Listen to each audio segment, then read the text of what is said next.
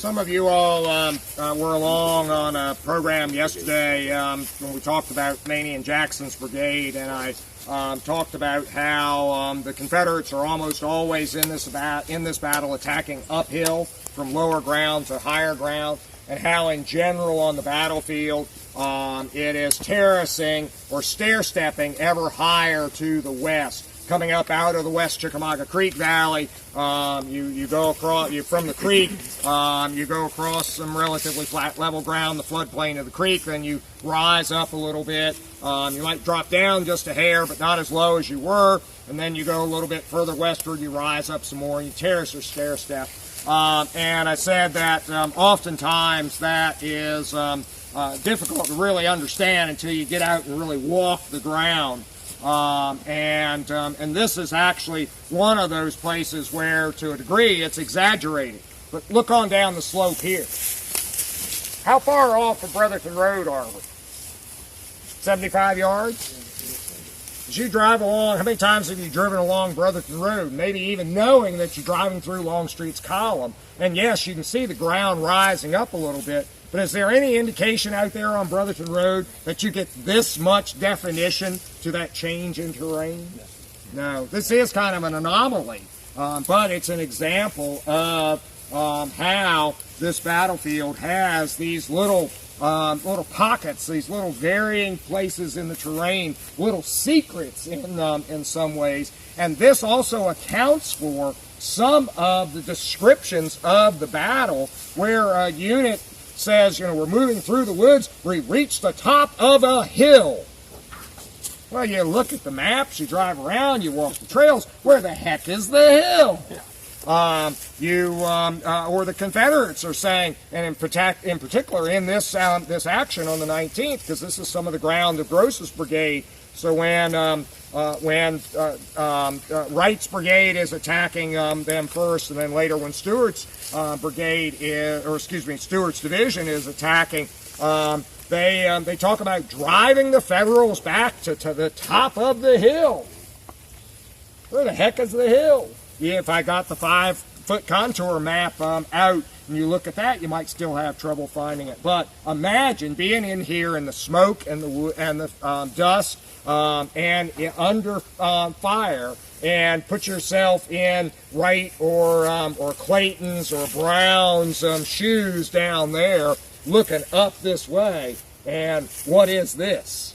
This is as much of a hill as Snodgrass might seem to other soldiers. So, there are lots of subtleties to this battlefield, and a lot of times to make sense of these accounts, you really got to get out and try to figure out, okay, where was he, and where exactly what would he have seen? And this is a kind of an exaggerated example.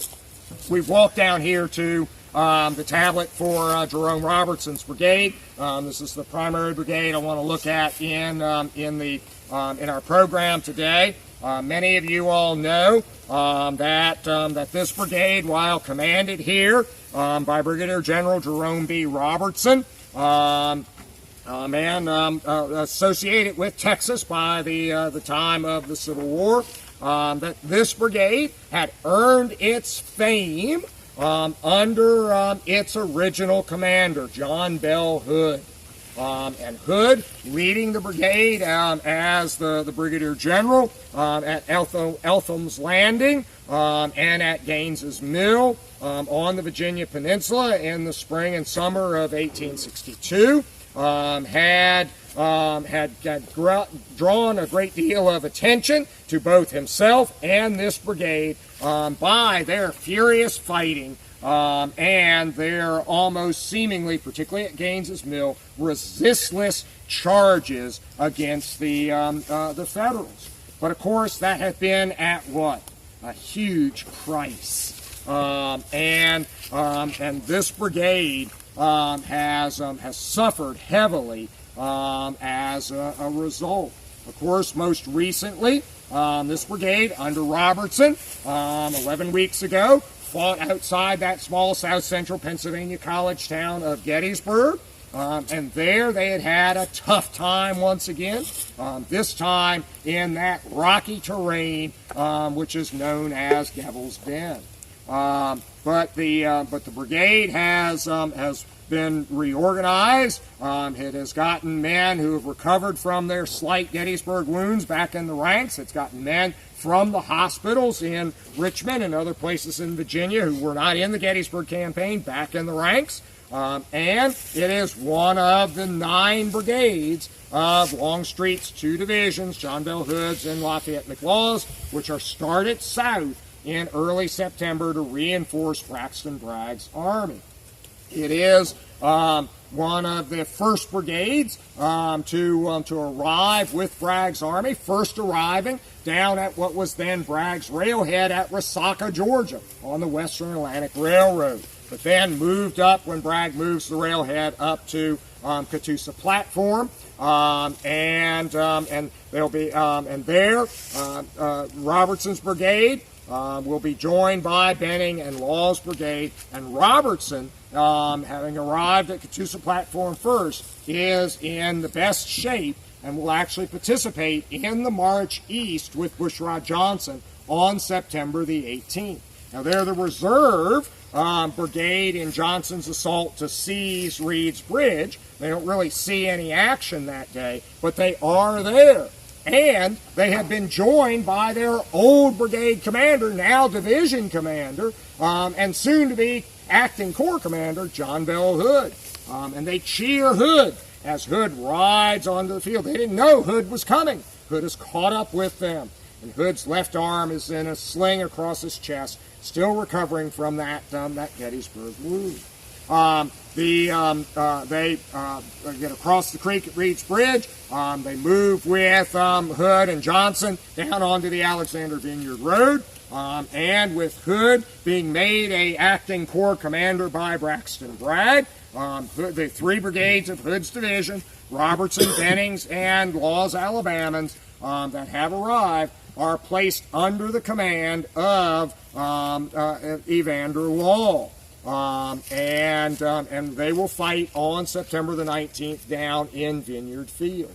And it's a pretty heated action that they experience down there, attacking as they were known to do. They will attack into the Vineyard Field area, only to be stopped by the federal force that is there, in particular John Thomas Wilder's brigade of mounted infantry. They will be pushed back into the woods to the east of the Lafayette Road, and that is where they will spend the night of September the 19th and into the early morning hours of September the 20th.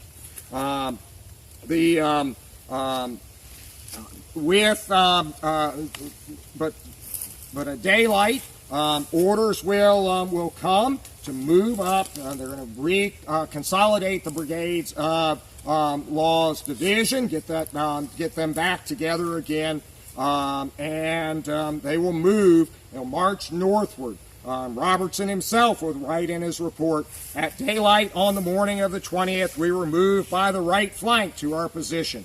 The commander of the 5th Texas says, "At daylight this morning, we were aroused and were drawn up in line for some time when we were moved by the right flank about half a mile, where we halted in line of battle." They move up here, rejoining Law's Alabama Brigade and Benning's Georgia Brigade. Initially, James Longstreet wanted to get Law's 3 brigades up on the front line. Now, on this graphic, maybe I'll step over. Well, I'll step over here. And, I always try to orient my maps with the ground, so I'll hold it like this. On this graphic, here is the Brotherton Road, and that's what we're along now, and we're on this slope of this rise right here. Here's the Lafayette Road, and so now as I turn this flip up with the troops on the battlefield, here is what becomes Longstreet's column. Now, originally, Longstreet wanted to get Law's 3 brigades. Law's Alabama Brigade, now under William F. Perry, and Benning and Robertson. He wanted to get those 3 brigades up on the front line. But he could not get a gap opened in the front line for them, primarily because the message that he sent to create the gap in the line, he was unaware of the fact that Bushrod Johnson's division had been told to maintain contact with Stewart's division. And when Longstreet ordered Stewart to move to the north to create space on the front line, Bushrod Johnson standing there, looks over to his right, and there's Stewart's division marching off to the north. Bushrod Johnson says, well, I've been told to maintain contact with Stewart on my right, and so attention division, right face, forward march, and they move up maintaining contact with Stewart. And enough time has passed. Longstreet eventually says, well, I'm going to have to accept that. And that's how Law winds up behind Bushrod Johnson. And in that process, instead of having 2 brigades up and 1 brigade back, which is what Longstreet had directed, in this case it's going to be the other way around. Law's Alabama Brigade, now under William F. Perry this day, will be in the first line of the division, and on the right of the second line of the division will be Benning's Georgia Brigade, and on the left will be Jerome Robertson's Texans.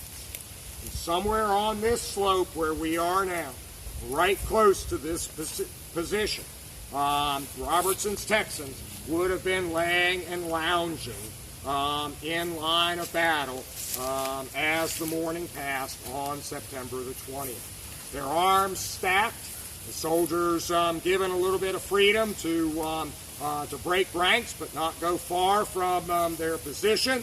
And as we walk past, I should have pointed this out with the Confederate Living History personnel, you might have noticed there are stacks of arms under the trees there, and then they were grouped together in their little clusters. Try to imagine that about 1,000 Texans along this line right here. And they are awaiting the order to attack. Eventually they will get that order a little after 11 a.m. and will move forward from this position. The brigade, as you can see, is made up of 3 Texas regiments and 1 Arkansas regiment. So even though there are some Arkansans in there, it is still known as the Texas Brigades. Questions or observations here? And these would have been some of the first Texas regiments raised. That is correct. Yep. Some of these troops have gone to Virginia very early, and have been in the war for Southern independence from the beginnings. Would that be true of the 3rd Arkansas also? Yes. Yep. And in fact, some of these men passed through Chattanooga on their way to Virginia, even before Tennessee had declared independence from the United States, let alone join the Confederate States of America. And one of the more interesting perspectives of the war is this period in April, May, and June of 1861, when tens of thousands of Southern soldiers from Arkansas, Texas, Louisiana, Mississippi, parts of Alabama, and even Georgia, and even Middle and West Tennessee, are passing through Chattanooga by rail on up through Knoxville, through Bristol, and into Virginia. Of course, East Tennessee has got a lot of people in it who are not in favor of Southern independence, and in fact, Tennessee doesn't even declare independence from the United States until May 6th. They don't even vote on whether or not to ratify that decision of the legislature until June the 8th. And as part of that vote, Also, they are asked whether or not we should join the Confederate States of America. And that vote isn't even certified until June 24th. And so what am I creating for you? A timeline of more than 2 months when officially, what's the status of the state of Tennessee? Still in the Union. Either still in the Union or under the potential independence, and yet not joining the Confederacy officially until, let's see, July 31 is... Well, that's when they turned the army, right. army over. Yeah, and the Confederate Congress doesn't even accept Tennessee as a potential Confederate state until like July 29 or 28, something like that, and then they turn the Provisional Army over on the 30th or the 31st of July. So it's a really interesting kind of time period. And reading these accounts of these Texans going up through East Tennessee, they're kind of traveling through this almost Twilight Zone kind of environment. But it's more a legal issue.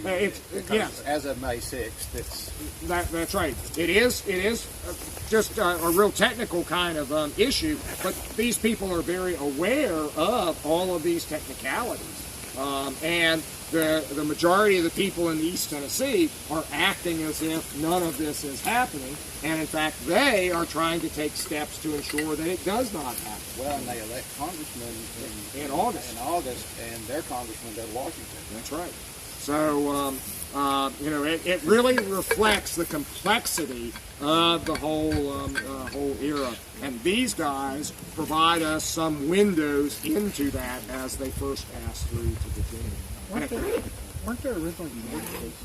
Well, in Hood's Hood's brigade will go through multiple reorganizations, and one of these regiments will not initially be in Hood's brigade. It's in a brigade that's heavily Georgian. So there are several reorganizations, but by the summer of '62, you've got the brigade as it's constituted here. So, the commander of the 5th Texas, as he writes, as they wait here. About 10 a.m., we received orders to lie down to allow Polk's Corps to pass over us to the front, but they never appeared on that portion of the field. There's some thought, and what he's talking about here is some of the men of Patrick Cleburne's division who were supposed to be attacking, but in Longstreet shifting troops to the north, he's actually shifted troops in front of Cleburne's division. We remained thus until about 11 a.m. A spirited fight being kept up on our right and left. And then they all pretty much agreed. About 11 o'clock, we were ordered to move forward in rear of General Law's brigade. We were ordered up and forward, there being, as we were told, 2 lines of battle in front.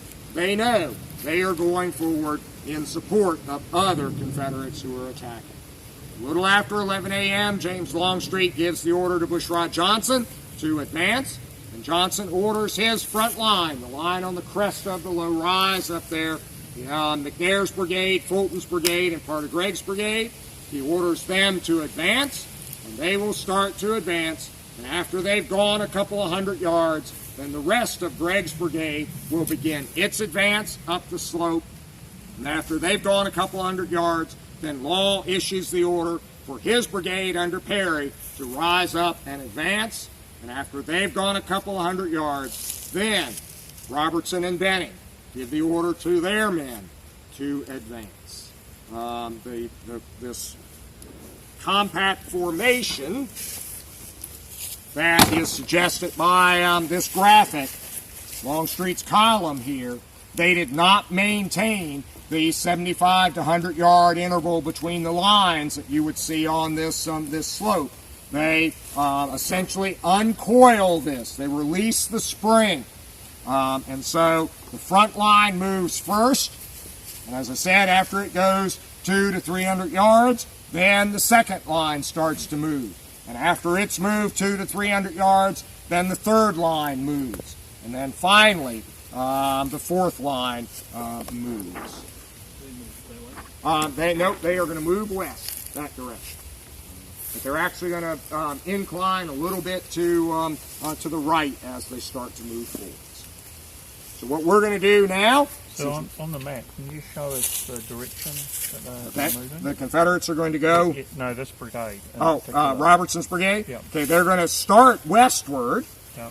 but because the time has elapsed, because this line is gone, and then this line is gone, and then this line is gone, by the time they actually start forward, the gap in the Union line has appeared, and Confederates have poured through this gap. And now the Confederates have to begin to turn units to deal with the Union troops on either side. And that's how they get the orders to incline a little bit to the right. Right. Okay. And